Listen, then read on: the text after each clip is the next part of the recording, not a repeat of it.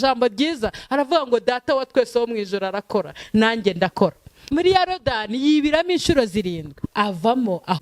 Namani wari ufite ibibembe ariko aza guhura n'umuhanuzi. Bitewe nuko waremwe ushobora kuba ufite igikomere cy'imibereho cyangwa se cy'uko babayeho cyangwa cy'uko waremwe, wenda rigukura muri bwa busambanyi, rigukura muri bwa bujura.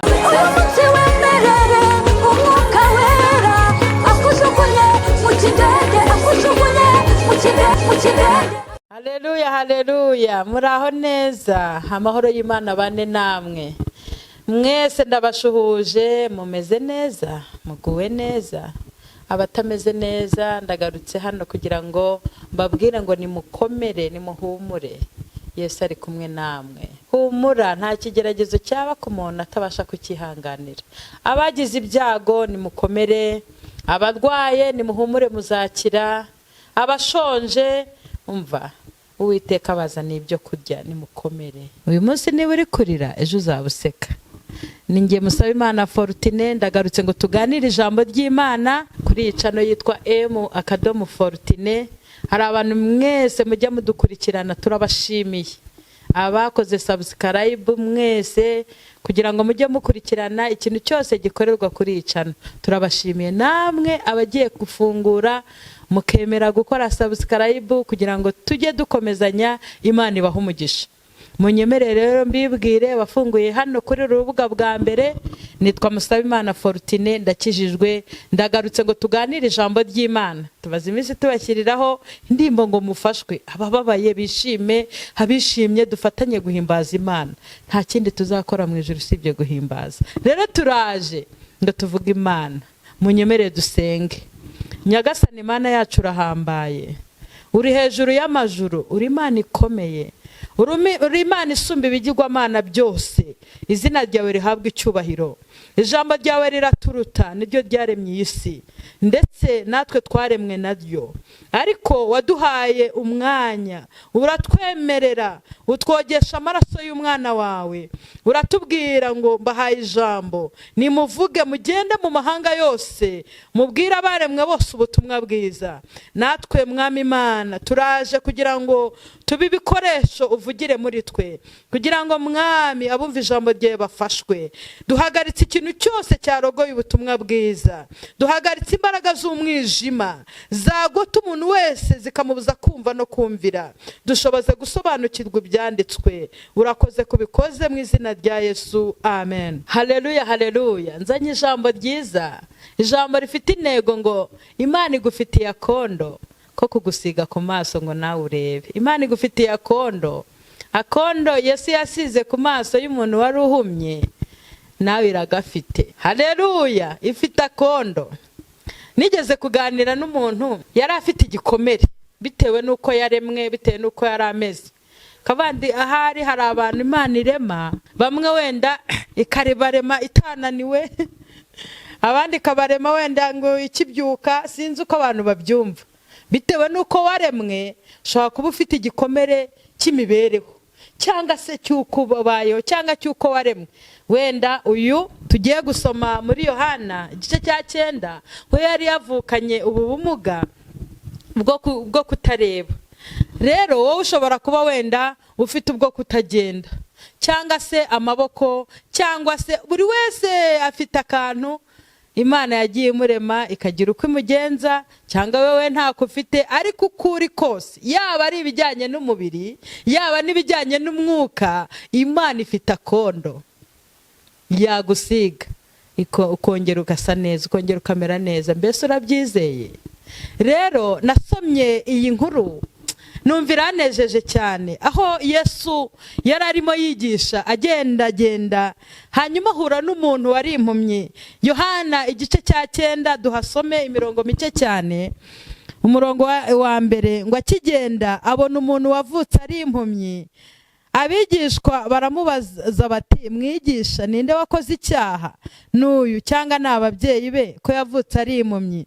Yesu arabasubiza ati, uyu nta cyaha yakoze cyangwa ababyeyi be, ahubwo ni ukugira ngo imirimo y'Imana yerekanirwe muri we. Yesu arangije avuga ngo nkwiriye gukora imirimo y'uwantumye hakiri ku manywa. bugiye kwira, ni igihe umuntu atakibasha gukora. Kiri mu isi ndi umucyo w'isi. Amaze kuvuga atyo, acira amacandwe hasi, atobesha kondo, akamusiga ku maso, aramubwira ati genda wiyuhagire mu kidendezi cy'Isilowamu, bisobanurwa ngo yaratumwe. Nuko aragenda ariyuhagira, agaruka ahumutse. Abaturanyi be n'abamubonaga kera ahora asabiriza barabazanya bati uyu si we kwicara agasabiriza? Bamwe bati niwe, abandi bati si we, icyakora asa nawe. Twakira ijambo ry'Imana. Haleluya! Yesu ndamukunda. Yesu arimo yigisha, abwiriza, ntago yigeze asiga abantu uko bari, kuko umuntu wese wamutakiraga nuko yamubonaga. Mbese Yesu agusubiza bitewe nuko agusanze, n'ikibazo agusanganye. Rero uyu muntu yari yaravutse afite ubu bumuga bwo kutareba. Murabizi ko ari cyo kinyarwanda dusigaye dukoresha. Ariko nubwo atarebaga, Yesu afite piyese, Yesu afite ubushobozi bwo gukora. Yabashaga kuba yafata ikiganza akamukora ku maso, yabashaga kuba yakoresha ubundi buryo. Ariko Yesu amaze kumwitegereza ngo acira hasi, atoba kondo, amusiga ku maso. Biriya bintu hari icyo bishatse kuvuga. Mwari muzi ko Imana ijya kuturema yafashe akondo ikatubumba, yarangiza ikaduhumekeramo umwuka. Nagira ngo mbabwire ngo kugeza ubu Yesu afite akondo yagusiga ku maso ukareba. Umva, akondo k'Imana karahari. Reka mbabwire ukuntu akondo k'Imana gakora. Haleluya! Yesu afite ubushobozi bwo kuguhumura ukareba. Yesu afite ubushobozi bwo kugukiza amaguru ukagenda. Yesu afite ubushobozi bwo kuguha ubuzima. Nubwo ubundi ufite uburwayi bushobora kuba karande, ariko Imana yagukiza, byashoboka. Imana ifite akondo yagusiga ku maso ukareba. Hanyuma ndashaka no kwivugira mu buryo bw'umwuka. Mu buryo bw'umwuka Imana ifite icyo yakora, hanyuma ubuzima bwawe bukagenda neza, mu mwuka ukongera kureba. Reka nibwirire abantu bajyaga bareba. Abantu bajyaga bareba Imana yakoze ku maso, kavuga ati ngukoze ku maso, dore ndaguhumuye, dore nguhaye impano, ndaguha ngo ujye ureba umenye ibihishwe. Nagira ngo mbabwire ngo abantu mugifate imboneranyi mutakireba neza, Yesu afite akondo yagushyiraho. Nagira ngo mbabwire ngo akondo k'Imana karahari. Yesu yaramwitegereje, arangije aravuga ngo nkwiriye gukora umurimo w'uwantumye hakiri ku manywa. Yesu arakora, azahora akora, arakora n'uyu munsi. Yarakijije, aracyakiza, azahora akiza iteka ryose. Mumumpere icyubahiro. Haleluya, haleluya! Arakora, data arakora, na Yesu arakora. Niyo mpamvu tugomba kumwizera. Nagira ngo mbwire abantu ko akondo k'Imana kagihari. Ibyiringiro biracyahari. Haracyariho ibyiringiro by'uko igiti cyatemwa ariko kikongera kigashibuka kikera imbuto. Haracyariho ibyiringiro ko wakongera ukaryama ukarota. Haracyariho ibyiringiro ko wowe waguye wakongera ukagaruka mu murimo w'Imana. Haracyariho ibyiringiro y'uko itorero ry'Imana ryakongera rikuzura umwuka, rikagira revival, rikongera rikanezerwa. Haracyari akondo, data arakora. Haleluya! Yesu aracyakora. Yesu aracyakora ibitangaza. Imana ishimwe. Yahise asubiza ijambo ryiza, aravuga ngo data wa twese wo mu ijuru arakora, nanjye ndakora. Wowe uri gukora iki? Ijambo ryatubwiye ngo amaze kumusiga kondo yaramutumye, aramubwira ngo genda ujye kwiyuhagira. Kuki atafashe amazi ngo amwuhagire? Ukeneye kugira ibintu byinshi ukuraho kugira ngo uhumuke. Nubwo Yesu agufitiye ijambo ryiza, nubwo Yesu yaguhaye amasezerano, nawe hari ibyo ukeneye gukora. Ukeneye kujya koga, ukeneye kujya koga hanyuma ukabona kureba. Ukeneye koga, jya ku kidendezi. Ijambo riratubwira ngo yaratumwe, kuko Yesu akimara kuguhumura hari ibyo ashaka kureba, hari ibyo ashaka gukora, kandi aragutuma ngo ugende ujye koga. Haleluya, haleluya! Ntago Yesu yari gutoba kondo ngo akamusige, narangiza abafata amazi agenda kumwuhagira. Ahubwo akora imirimo ikomeye, akagusiga ako kondo, yarangiza akakubwira ngo ujya kwiyuhagira. Ijambo ritubwira umuntu witwa Namani. Namani wari ufite ibibembe, ariko aza guhura n'umuhanuzi umuhanuzi aramubwira ati nta kindi cyo gukora nuko ugomba kujya muri Yorodani ukibiramo inshuro 7. nagira ngo nkubwire ngo wowe Yesu yasize akondo, reka akakondo tugire uburyo tukagereranya. Ijambo ry'Imana ryakugezeho riraguhamagara ngo ngwino uzi imbere yanjye uhore wezwa utungane hanyuma ngo ukoreshe. None uri buriyanduza, nturi kujya ku kidendezi, nturi kujya koga. Imana itugirire neza. Namani ngo yari yanze kugenda, ariko abagaragu be baramubwira bati nyamara umvira iryo jwi, genda ujye kwiyuhagira. Iyo bakubwira ibikomeye ubu bikoze, ariko none barakubwiye ngo ujye kwiyuhagira. Umva, ndakubwiye jya kwiyuhagira. We ntubizi yuko ubu wanduye? Mujye kwiyuhagira. Hanyuma aragenda ajya muri Yorodani yibiramo inshuro 7, avamo ahumanutse. Haleluya, haleluya, haleluya, haleluya. Nagira ngo mabwire ngo mugende mujye koga. Hari akondo Imana yagusize. Reka mbabwira akondo Imana yadusize. Yesu yaremeye amena amaraso ku musaraba kugira ngo abantu bose barushye baruhurwe. Ayo maraso ye twayageranya n'akakondo uyu munsi. Aya maraso yayagushyiraho ubuzima bwawe bukagenda neza. Aya maraso uyemereye yagukuramo iyo ntimba ufite. Aya maraso uyemereye, mbese ahantu hose hari inenge, yaba mu mutima yaba ku mubiri, aya maraso twayageranya n'akakondo. Yesu arimo arakubwira ngo we ngwino gusa ngusiga akakondo. Haleluya, haleluya. Naje mbabwira ngo akondo ka Yesu karacyara, akondo k'Imana karahari. Ufite ibihe bibazo? Kuki wenda kwiyahura? Kuki wenda gusara kubera ibibazo? Kandi Yesu afite akondo. Nukuri yagusiga, abantu bagasigara bibaza ngo mbese yari we, mbese yari umukene, twari tumuzi ari umukene, none Imana imuhindurira amateka. Imana yaguhindurira amateka. Imana yagusiga akondo ku buryo abantu basigara bibaza ngo uyu niwe twari tuzi. Uyu niwe twari tuzi acuruza agakarito. Uyu niwe twari tuzi wabunzaga bomba mu gashashi.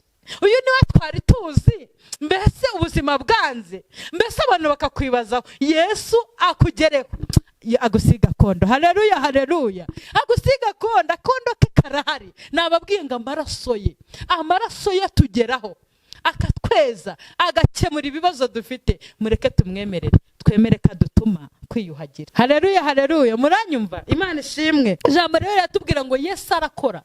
Niko yabashubije ngo ndakora kuko na data aracyakora. Imana ishimwe. Abantu batangira kumwibazaho. Nagira ngo mbabwire, Imana nigukorera igitangaza, Imana nigusiga kondo, abantu bazajya bakwibazaho bavuga ati se uyu ni kanaka, uyu ni Fortune tuzi, uyu ni kanaka, wenda ushyiremo izina ryawe. Abatangiye kwibaza akajya bavuga ngo uyu ni we cyangwa si. Abantu bamwibazaho kugeza igihe abantu bajya kubaza ababyeyi batariko uyu ni umwana wanyu. Wari uzi ko Imana yakugirira neza kugera ku rwego n'abakubyeyi bashobora kwibaza uyu mwana ubu bwenge bukurahe, ubu buhanga bukurahe, ese uyu muntu w'umugabo uru rwego agezemo abikurahe. Hari igihe Imana idusiga kondo ugasanga abantu bavuze turiya muntu agikuzimu. Kubera iki? Imana yagutabaye, Imana yakurengeye, Imana yagusize ka kondo kayo. Mbese yagukuyeho ubwo buhumyi, yagukuyeho ibyo bibazo, Imana ikakuzamura. Nagira ngo mpumurize abantu bafite ibibazo, nagira ngo mpumurize abantu bafite ubukene, nagira ngo mpumurize abantu bafite uburwayi, nagira ngo mpumurize abantu ndetse bavuye no mu Mana, mbabwire ngo haracyari akondo. Haleluya, haleluya. Imana yahumuye impumyi, yarangiza ikayituma ngo ujye kwiyuhagira, iracyari kumwe nawe yagukugirira neza. Ubwo burwayi yabukiza.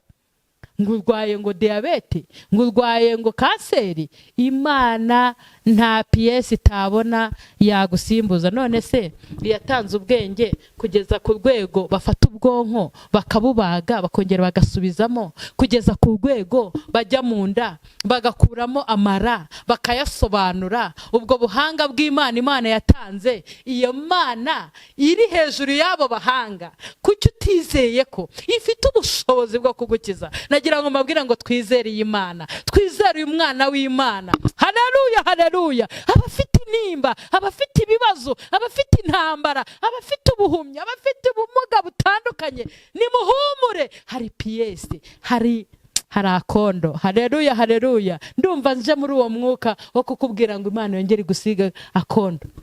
Hari undi muntu Imana Yesu yahumuye, we ngo yakoze ku maso gusa. Arangije aramubaza ngo urareba iki? Avuga ati ndabona ibiti bigenda. Wari uzi ko hari abantu batakireba mu buryo bw'umwuka, ahubwo babona ibiti bigenda? Barimo barabona ibiti bigenda gusa. Urumva nta kindi abona. Nta kindi abona. Araryama akarara acuramye, nta bindi abona. Ariko reka mbabwire, Yesu yiteguye kubahumura, ni muhumure. Arangije avuga ati urabona iki? Ati ndabona ibiti bigenda. Arongera akora ku maso ye, hanyuma arareba. Nimureke twemerere Imana, twemerere Yesu, kandi tumwizere. Aradukorera imirimo ikomeye, aratugirira neza, aradusiga akondo ku maso, tubona ubuzima. Mbese murabyizeye? Niba ubyizeye mvugira utamena. Dusenga Imana. Ndagushimiye Mana kubutware n'ubushobozi biri ku bitugu byawe.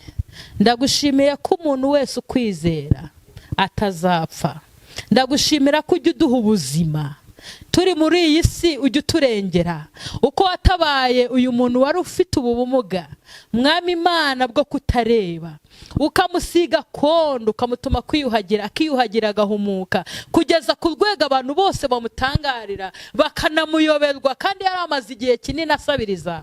Iyo akoze ibyo, n'uyu munsi uracyakora.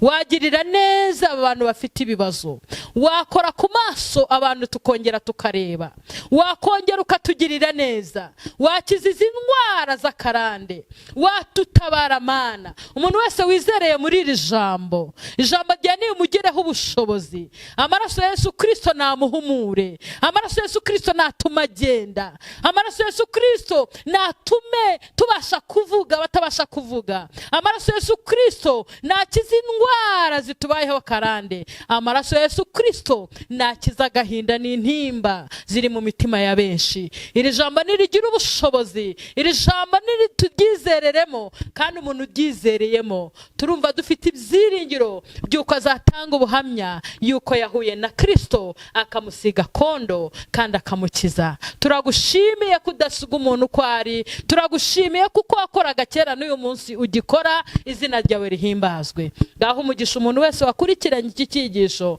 kandi agubwe neza, abonera amahoro imbere yawe. Tubisabye Imana dushima twizeye mu izina rya Yesu Kristo umwami wacu. Amen. Shalom, shalom. Mugubwe neza. Nongeye kubibutsa ngo ujye ukanda subscribe. Ijambo riri ku ruhande ryanditse subscribe, kandi bakandaho rimwe. Wowe wakanze ubwo byararangiye. Ndabizi neza ujye ubona notification, ukabona ibyo twoherezaho. Ubundi ukande kuri like, usharinge, ubutumwa bwiza bugere hafi na kure. Imana y'amahoro ibishimire.